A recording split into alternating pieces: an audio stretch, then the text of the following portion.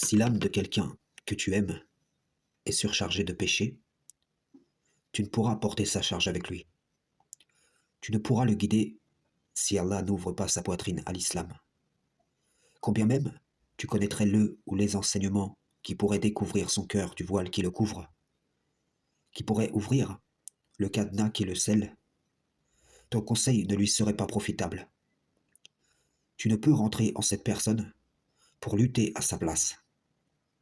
Tout ce que tu peux faire, c'est voir selon ses capacités, selon son rythme d'évolution, comment, avec ce qu'Allah t'a permis d'acquérir, tu peux te rendre utile, afin de ne pas être de ceux qui refusent les ustensiles à ceux qui en ont besoin.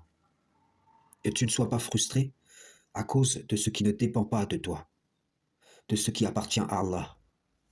Que ton zèle pour aider ne soit pas par ses excès une cause de l'accroissement du problème, mais plutôt une patience à disposition de celui qui trouvera en toi une aide de la part de l'Éternel. Ce que tu as compris instantanément, il ou elle ne le comprendra peut-être qu'au bout d'un certain temps, peut-être jamais, te laissant impuissant face à cette réalité. Ce qu'il ou elle mettra en application instantanément, tu as dû lutter des années en toi-même pour le pratiquer dans ta vie. On peut rencontrer des difficultés similaires, sur lesquelles on appliquera un même principe, mais dont le mode de résolution diffère d'un individu à l'autre.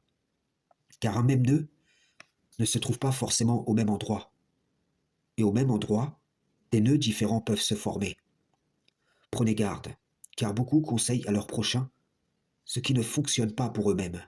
Et donc, voulant aider, ils induisent en erreur comme ils le sont eux-mêmes. Au risque de déplaire, je le dis, les réseaux sont remplis de gens malades du cœur, qui disent aux autres « Écoutez-moi, je vais vous indiquer des remèdes concernant les maux de vos vies. » Et en vérité, ils servent aux gens le poison qui les a eux-mêmes empoisonnés.